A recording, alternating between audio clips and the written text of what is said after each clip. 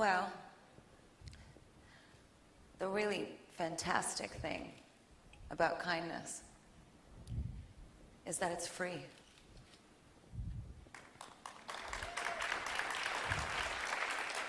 It's the best resource that we have because you can give and receive kindness.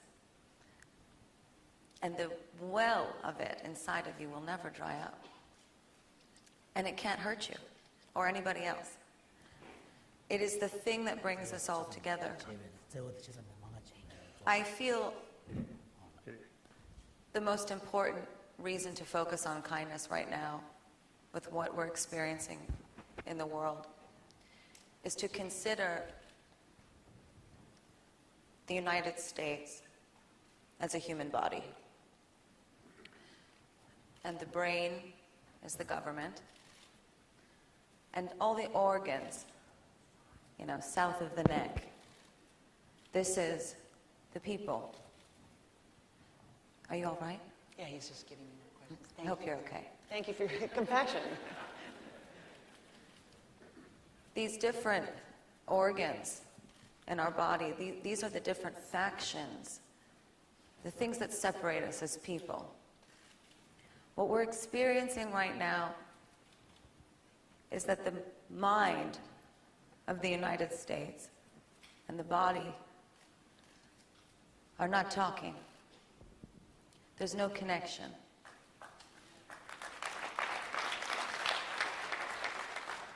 In science, what it tells us is that this connection between the brain and the rest of the body, when it erodes, you have system failure, brain damage. This is what we're witnessing. Because the mind of the United States and the body of the United States are not connected, we have disharmony. And kindness is the cheapest way to cure that, and it has a priceless aftermath.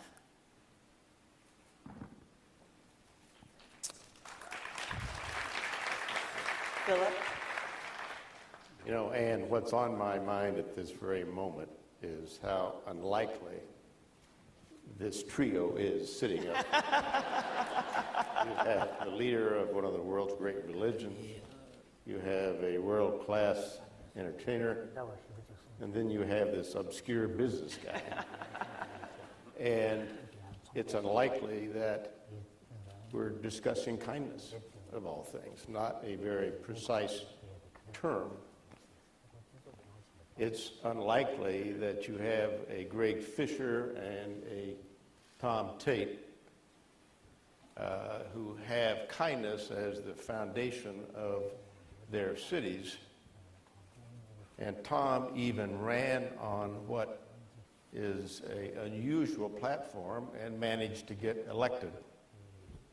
And last of all, you have a room full of individuals who are pretty practical people, or they wouldn't be in this room.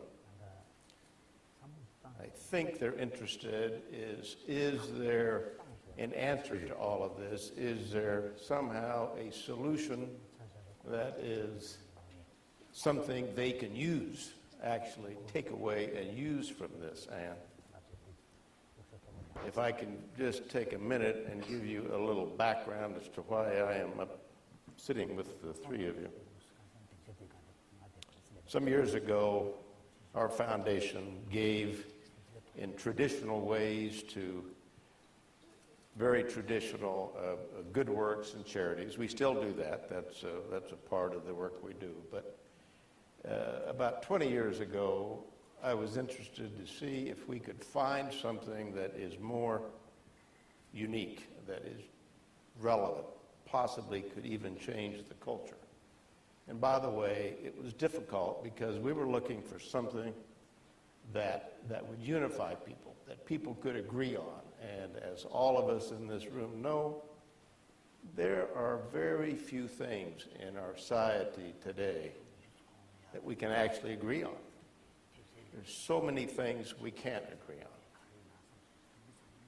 What we finally came up with was a list of values. There's about 100 core values that we build our programs around things like fairness, trust, learning, perseverance, love, patience, optimism, humility, confidence, civility. These are universal values that transcends race and religion and politics and nationality. Those values are what we decided to build a program around. We started a foundation called the Foundation for a Better Life, and if you noticed on some of these PSAs and billboards, that's what the program is primarily built on. There's always the reminder to pass it on. Have this value, pass it on to somebody else. The thing that we learned from the first 10 or 15 years of that is really the umbrella value here is kindness.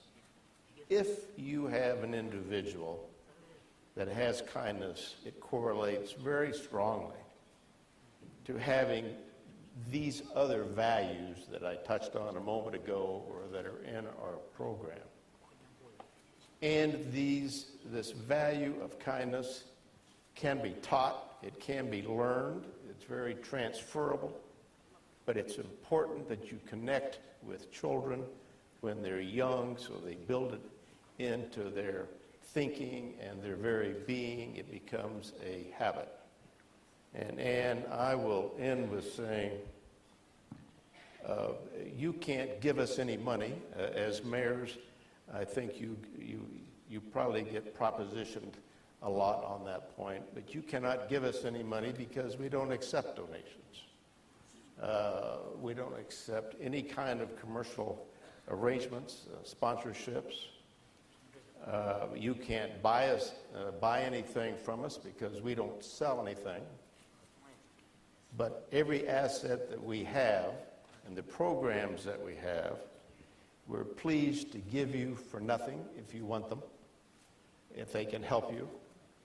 The reason I was interested in being here today is cities and mayors is actually a level of government that you can actually get something done.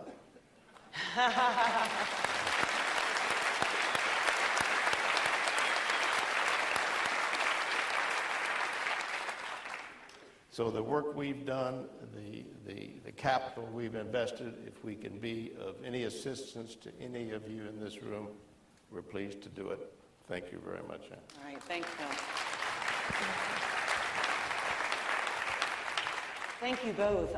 I think to those then in the room who can get things done, we want to answer some questions, Your Holiness. And the first one I'd like to ask you is from Patrick Wojan, who is the mayor of College Park, Maryland.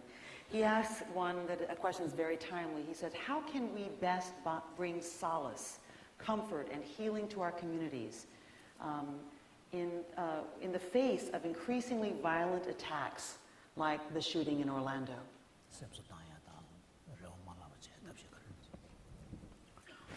I think, for example, as you mentioned, the physical illness, I think the example on the physical level, I think the illness, some painful illness, see, we have to carry some 2 levels of treatment. First, reduce pain, like painkiller or these things. That does not mean the final solution. In the meantime, you have to tackle the root cause of that pain. So similarly, our problem, I think, on the level of city also, I think same. The immediate solution is the method, some of these problems. I think better to ask some specialist. I don't know. If I carry some responsibility of one mayor, I think I may create more confusion. And because of maths, I just do. mess समझो I'll end up creating a mess. If you became mayor. So, and then long run, I think all these problems, as I already mentioned, our environment as such, I think as far as compassion, kindness is concerned, our environment is something very dry. So that creates a lot of unnecessary problems. So we need long-term solution. That is, we already discussed. It's a promotion of kindness through different variety of activities as the public eye. More kind action is really bring harmony and peaceful and happiness. Then, long run, education field, as you mentioned, we need systematic sort of way to educate from kindergarten up to university level.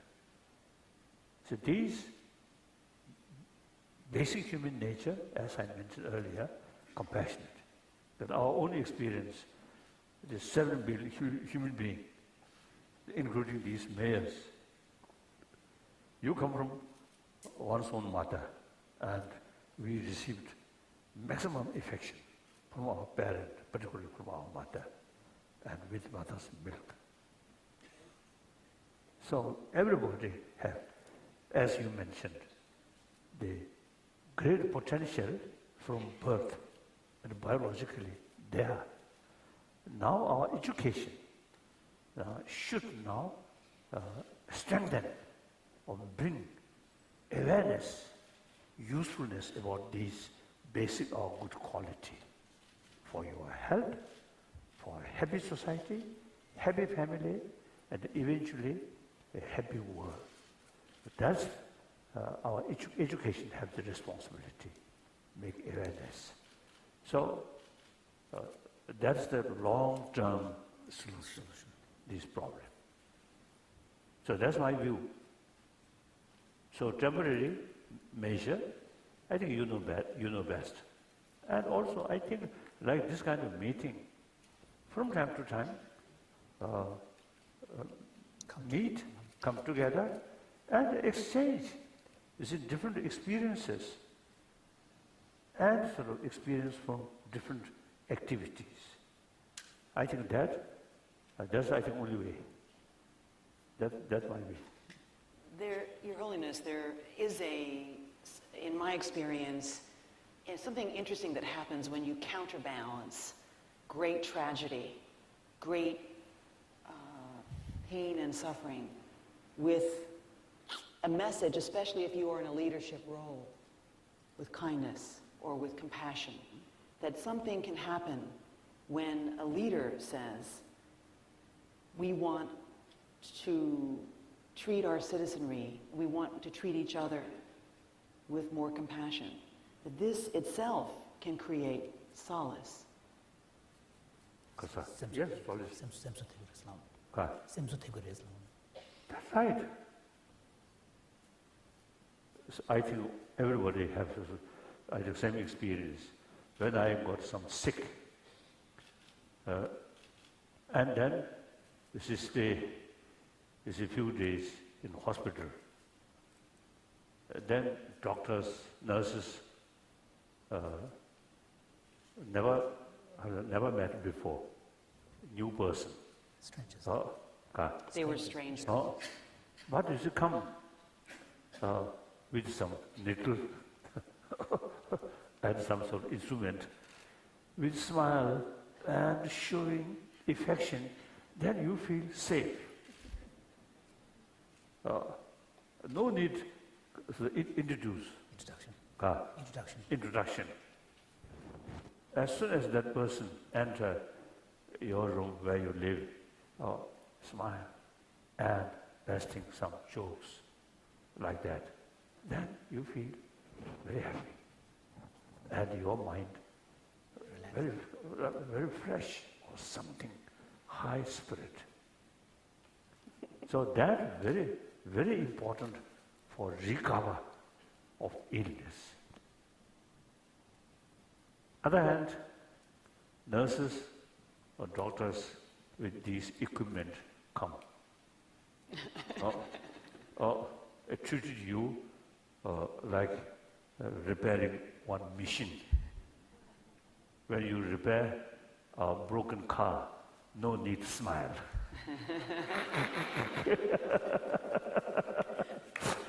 When we treat, so doctors, nurses treated you like making some machine repair. Then you feel, sometimes you feel, these may carry some experiment on my body. So then remain in the hospital, little anxiety, I think very bad for our recovery. So therefore, the human affection, not necessarily to know because of the background, but showing affection, that immediately you see we develop closeness feeling and trust come. So that's how you get solace. So you can give solace that's to very leaders important. in Very this important. manner. Being a doctor to your communities as they're suffering this anxiety. Right. So my own experience, you see, when I sort of passing through because of corridor survey Corridors now. in hotel, this is some sweepers. Usually, sometimes they remain something because of that, little bit because of that distance. And I always approach them, shake hand. Then immediately, you see, they also respond, smile. Consider we are same human being. Never sort of consider importance of rank or position or family background. Usually, you see, I think less emphasis. The basic level, we are same human being, but we usually, you see, pay more attention about their family, their profession, and rich and poor, and some influential person, then artificial smile. The poor person go like that. So that's, I think, we are lacking loves, kindness on the basis of human level. Then 7 billion human beings are same. A lot of problems which we created on the level of secondary level of differences. So logically, problem which develop too much emphasis on secondary level of differences, religious differences, national differences, and family differences, or rich and poor, educated or uneducated, all these there are differences. So on the too much emphasis on secondary level of differences. Therefore, ultimate answer for that problem is we must go basic level, we are same human being. Then, if you consider others, even troublemaker, still consider as a human brothers, sisters, then may not be effect immediately, but in the long run, then I think these today's enemy eventually can be best friend. So, nobody, when they born something very negative human being, never. At the time or at the beginning of our life, including these so-called terrorists, they also, you see, receive immense love from their mother. They also, you see, show love towards their mother, towards their friend, like that. So, seed of kindness, seed of compassion, already there. So long this human body there, we are social animal. So the body element, because of social animal, you see, have the potential to create the basis of friendship, harmony, like that. Your Holiness, Karen Alexander, on this point, the mayor of Salisbury, asks a related question. She wants to know, how do we teach our citizens to value our differences, to solve the problems of the world, city by city? How do we teach people to value differences, to embrace each other? I know you're saying that immediately we're born into the world to be compassionate by nature, but something happens. So I think, immediately, I think we can, firstly, media, also, tell people about these inner value. The media should be telling people about these inner values, you say.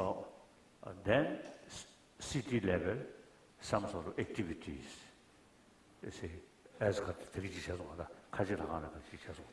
example, in the video that we saw, how the community came together to whitewash the graffiti at the mosque.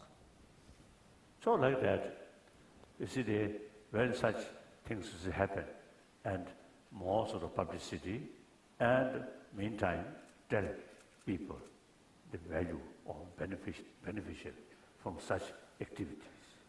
Okay. Then basically, I feel education. Education. Education. But Your Holiness, many schools are suffering cutbacks in education. There's a real problem with financing education, and there is no real coursework that talks about inner values in our schools.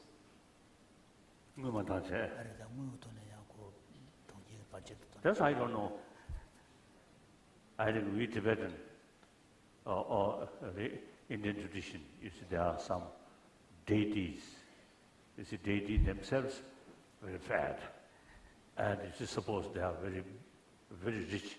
Maybe among the deities, billionaire. The deities are billionaires? Oh, the gods are billionaires. But I think sometimes the people feel or worship that kind of deity, you become rich. I think that I don't believe. So like you, I think you have to make more money. And then from your money, help these. That's the only way.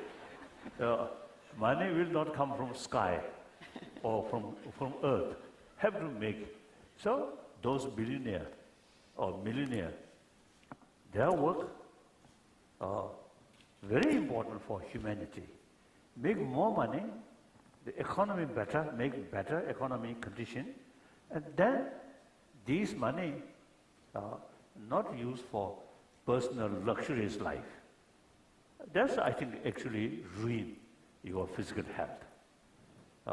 So spend more on those because of the needy people, or particularly the education field, like that. Do either of you two have any comments on these questions? I do. Lady Gaga. I think the most efficient way for you to act with the young people in your cities is to be a calming force in their lives. The action of removing anxiety is very difficult to do, but what you can do is help to calm the fears, calm the anger. Young people are very confused right now because they are living in a state of horror. The media, when we watch the news, right, you don't see all the great things that are happening in the world. You just see the bad things right up close. Me and His Holiness were talking about this earlier. We need to shift the perspective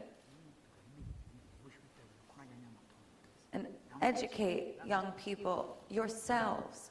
You have the power to be kind to them. If you are kind to them and empower them to teach you, you don't have to look far for kindness. Kindness is in the heart of children.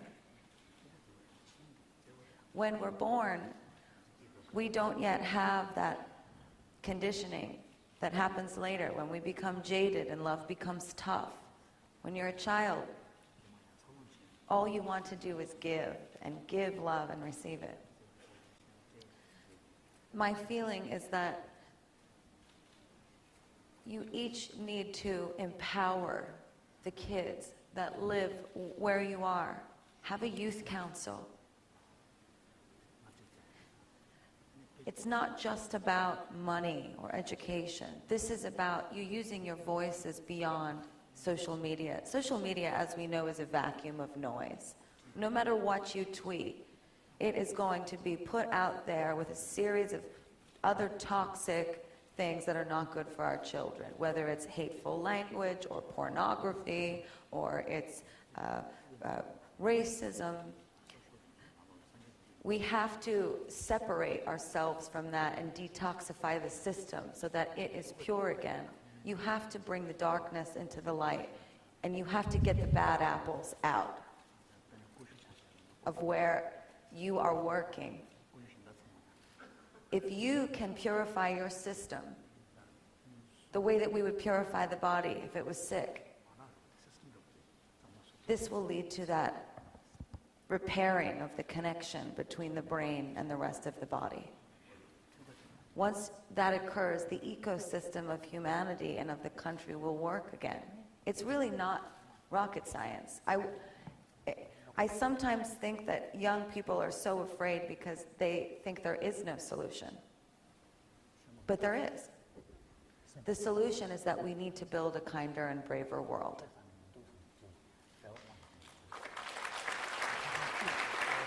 In addition to that, I just wanted to say,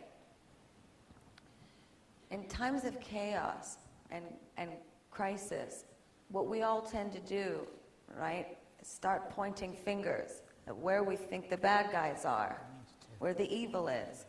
We all start arguing. Everybody has different opinions about that. Please do not forget that hatred or evil, whatever you want to call it, it's intelligent, it's smart, and it's invisible. It doesn't have a color, it doesn't have a race, it doesn't have a religion, it has no politics. It's an invisible snake that while it is planning to make its attack, it is thinking to itself, I am going to divide my enemy into smaller, less strong groups, and then I'm going to make them hate each other so that it's easier to take them down. And as we're all yelling at each other, trying to figure out which group it is that's causing the problem, evil's winning all around us.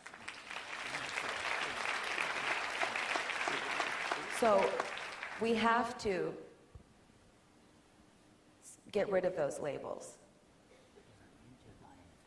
These different factions, gay, straight, rich, poor, mentally ill, not mentally ill, gun owner, not gun owner. None of this can matter anymore. We are unified in our humanity. And the only thing that we all know, we all appreciate in one another is kindness. So this has to come before all things, and you must operate relentlessly this way with everything you have. Forget about the money. When you talk to the people, go out and talk to the people. Look them in the eye.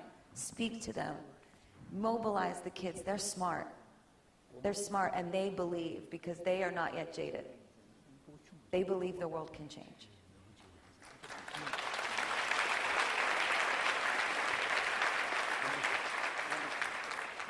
So on this point of taking action, we were hearing some ideas, sort of to be an embodiment as a leader, a salve as a symbol of compassion and kindness as leaders who have great power in your communities, to enlist the youth, maybe start a youth council, to use that energy to try to sort of create change.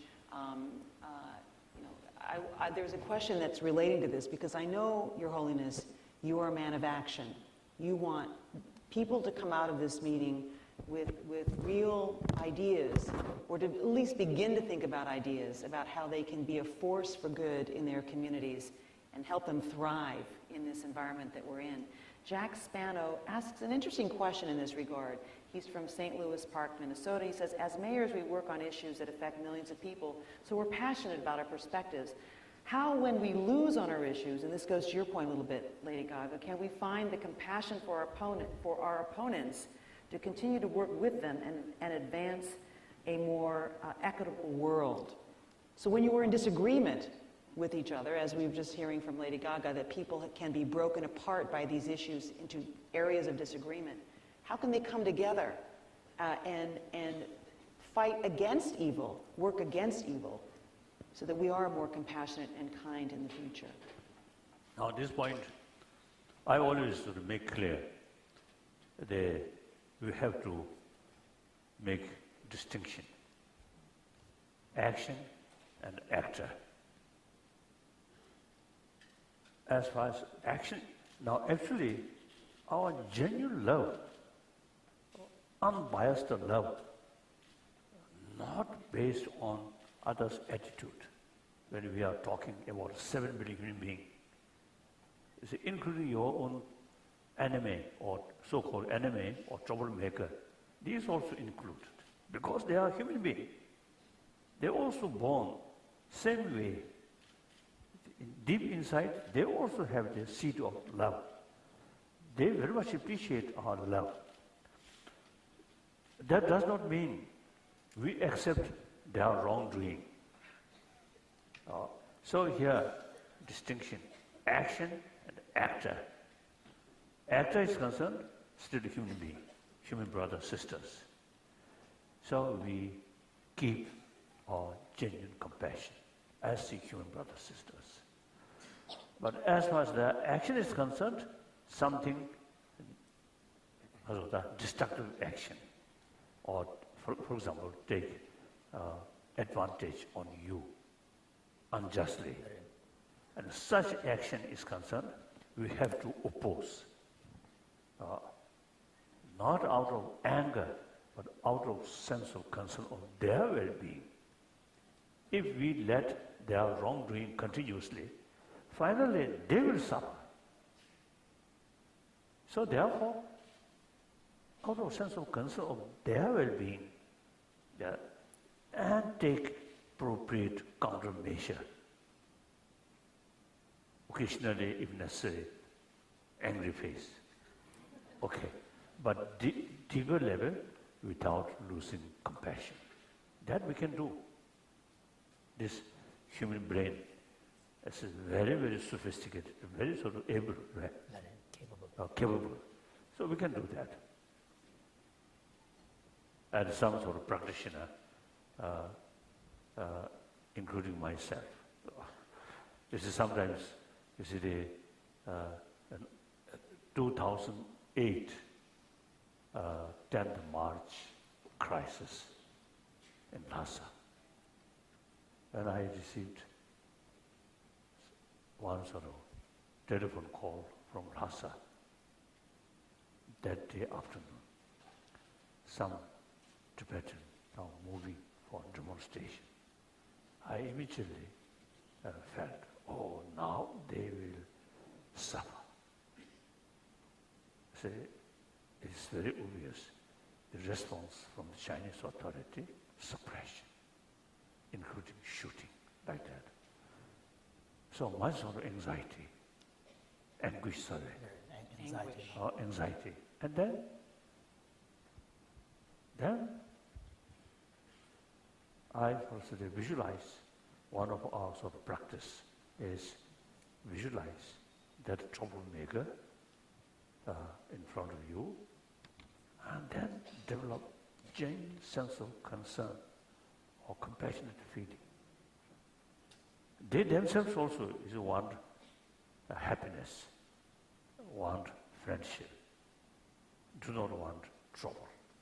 Yet, you see, they, out of their anger, fear, they carry such sort of activities. So then, out of genuine sort of sense of concern of their well-being, visualize, through visualization, take their anger, fear to myself and give them my love and spirit of forgiveness, this give them. So that does not mean we accept their wrongdoing. Sometimes we have to sort of state or oppose and also make statement is opposing their or criticize their activities, but without losing genuine compassion. That we have the ability.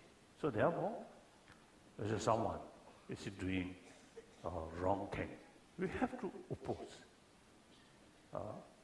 including sort of constructive criticism. Constructive criticism. Without losing compassion. Without losing. That we can do. So therefore, eventually, that person, as I mentioned before, eventually, there is possibility become close friend, like that. If they are, because of their wrongdoing, we also use this as a countermeasure, negative, with anger. And then situation becomes worse and worse, like that. Now, for example, violence in the world affair. As a motivation, some leaders, I think, sincere, goal, good, but their method, use force. So, once you committed force, then counter force, then continuously. Any sort of use force or violent method, the side effect is immense, unpredictable. At the beginning, you want limited because of the Use of force, use of violence. use of violence through use of force. Use of But you intended limited. But the very nature of the violence is unpredictable and side effect immediately you see develop. So I think United States policy regarding Iraq crisis, I feel that. So when President Bush, since first meeting, I really developed genuine love, respect as a human being. So we become very close friends. So then, September 9th, you see, September 11th, so that tragedy in New York and Washington that happened. Then, September 12th, I wrote a letter, expressed condolence, and meantime, I hope this problem dealt by non-violent way. I express. But then, some use force, try to remove Saddam Hussein. So afterward, again is in my meeting with Mr. Bush, President Bush, and I told him, because we know each other very close, very friendly, so I told him, I love you, I respect you, but some of your policy is concerned, I have some reservation. And he smiled like that. So I know his motivation is good. Try to bring democracy, freedom in Iraq. But the method is relying on force. So unpredictable sort of consequences happen. So that's one example. So the violence, I feel now, I think should think, or use force, should think outdated thinking, outdated policy. Now, only thing is talk, dialogue. So I often used to express, 21st century become century of violence. Now, 20th century become century of violence. Now, 21st century should be century of dialogue. Disagreement always there. Different interests always there. So then, how to solve that? Not by force, but talk, meet, and with respect their own interest, their own right. Then make some kind of compromise. That's the only way. Yes. Like that. You can't fight fire with fire. It makes no sense. You just make more fire. Kindness is the water that puts out the fire. Really? Right? So on that, they agree. We have only a few minutes left. In fact, we've gone a little over time, and so if some of you have to go, we'll understand if you have to go, but I'd like to get to a few more of your questions. There's a question here from Mayor Nancy McFarland from Raleigh, North Carolina. She asks, as a mayor, what is the most important thing that each of us should do every single day? She's asking on behalf of the mayors. What is something they can do every day? I don't know. May I just say, I think this Oh, right. is the best thing that we could do. What Tom has done in Anaheim, this is a precedent. I know I'm known as an entertainer now, but I went to a private school, and I have a good education. And what I learned in history class is that when you are learning how to lead, you are supposed to pay attention to history and follow what works and replicate it everywhere else. This works. City of Kindness works. If we can take that and replicate it all over the country, not with your own personal branding, not with self-advertising. This is not about building more things to sell. This is about saying, we know this works. We know it. We know that after the City of Kindness effort began, that violence went down, crime went down, suicide went down. That's the answer. You all should agree on this today. Agree on this. Phil, go ahead. And if I might just make an observation, I don't want this to be taken out of context, but the natural adversary of every city and every mayor in this room are young people. And it's not because they don't understand the issues that you have to deal with every day. And even if they did, they wouldn't agree on them. But there is things that you can agree on. It's a way of talking to one of your adversaries and potentially making them into allies. Because most of these young people, and this is why it's very important to have Lady Gaga sitting up here, who's got, 60 million likes or some huge number that follow you, is they do understand values. And you can agree on them. And they're looking for something to be supportive of and someone to support. Give them something to believe in. Yeah. Everybody wants to live in a kind city. I promise you. It will only bring more beautiful things your way. It will not destroy your city to make it a place of kindness. This is, I think about the world like an apple sitting on a kitchen table. If you don't preserve the apple, it's going to rot quicker. So what I'm saying is the earth is a slowly rotting apple on a kitchen table. And we are the seeds. And the good seeds replenish the apple with kindness. And the bad seeds, they just quicken the erosion and the rotting of the whole thing. We want you to be all good seeds today. Be good, plant good seeds everywhere. Then here,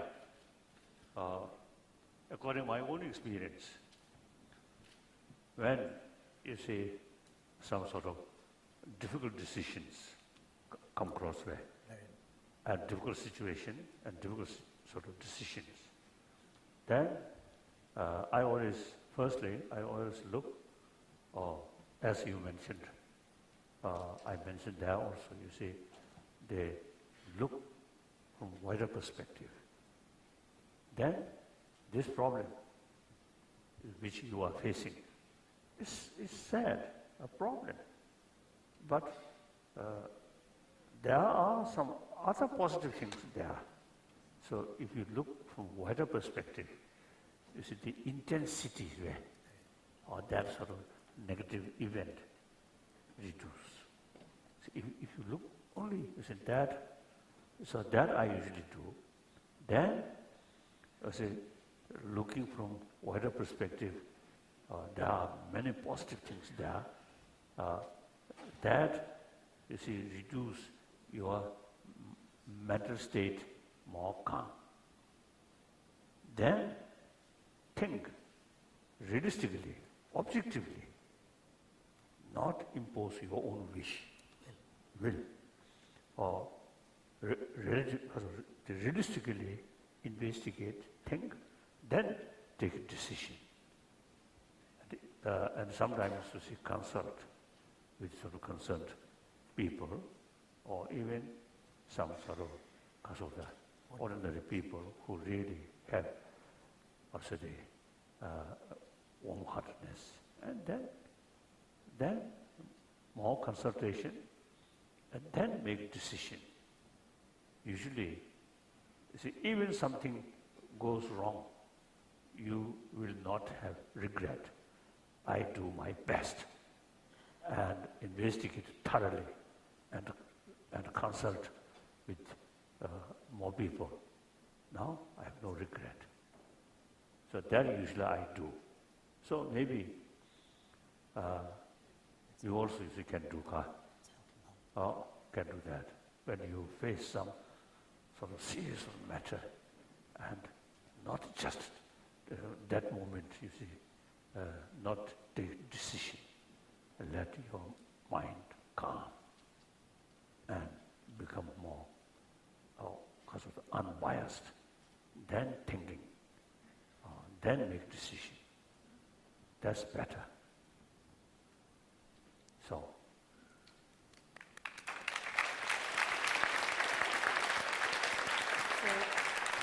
I'm sorry that we don't have time for all the questions, but for all of you who've given me questions, I'm going to make sure to present them to His Holiness's team for him to consider. So he will actually have your questions to consider for his thinking. I want to thank our panel. We've been really lucky to have both you, Lady Gaga, and you, Philip Anschutz.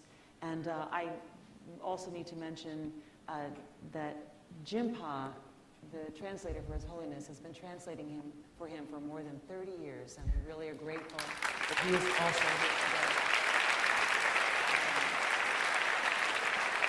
And most of all, what we've heard today, I think, is a lot of respect from His Holiness to your power to be symbols in your own communities, and that as symbols of compassion or kindness, you can have a great impact on the future, and that you are looked up to by people in your communities, or you would not have your positions. You have young people who are looking, as Lady Gaga mentioned, for role models, for opportunities to make their world a better place. And so it's really, really now what you think about what you've heard, and what in your communities you think you can do to be a better, a bigger force for good than you already are, and perhaps contribute to a more peaceful world. Thank you so much to you and to His Holiness, the 14th Dalai Lama.